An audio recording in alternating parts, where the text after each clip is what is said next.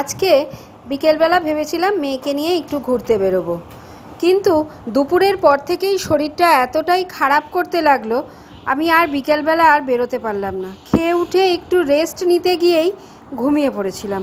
তো ঘুম ভেঙেই দেখছি আস্তে আস্তে সন্ধে গড়াচ্ছে। তো যাই হোক, সন্ধে হওয়া মানেই তো আবার কাজ শুরু। তাই মেয়েকে বললাম যে সন্ধেবেলায় তুই আজকে কি খাবি? বললো মা আজকে ম্যাগি খাবো। আমি ম্যাগি ওকে সাধারণত দেই না, ওই জন্য বাড়িতে আনাও থাকে না। তোমাদের একটা মজার গল্প বলি, দেখো। এই যে দেখতে পাচ্ছ আমার মেয়ে এখন যাচ্ছে ম্যাগি আনতে। ঠিক ছোটোবেলায় যখন আমি এরকম দোকানে যেতাম, মা করতো কি, মা বলতো এইখানে জল ঢেলে রাখছি, জলটা যতক্ষণে শুকোবে তার মধ্যে তুই আসবি। যদি আমি রাস্তায় কোনো বন্ধুর সাথে দেখা হয় সেখানে খেলতে শুরু করে দিই, এই জন্য। আর আমি করতাম কি, দৌড়তে দৌড়তে আসতাম যাতে জলটা না শুকিয়ে যায়।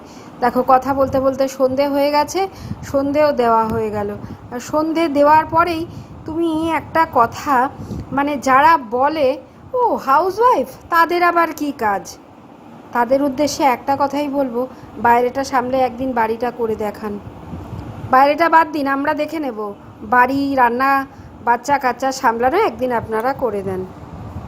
মানে একটা কাজের পর একটা কাজ যেন রেডি থাকে। আমি বলে না, প্রত্যেকটা মহান মহিলার, প্রত্যেকটা।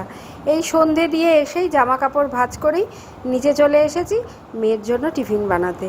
ওকে টিফিনটা তো টাইমে দিতে হবে। মানে একটার পর একটা কাজ রেডি। অনেকক্ষণ ধরে ঘুম থেকে ওঠার পর, যেহেতু শরীরটা ঠিক লাগছিল না, ঘুম থেকে ওঠার পরেই মনে হচ্ছিল একটুখানি চা খেলে ভালো হতো, কেউ যদি একটু চা করে দিত।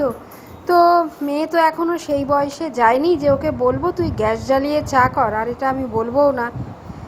সমস্ত কাজ সেরে এই এবার চা বসিয়েছি, চাটা হয়ে গেছে, এবার চাটা নিয়ে বসে 10 মিনিট ঘামটা শুকিয়ে নিই। এই হচ্ছে আমাদের রেগুলার লাইফ।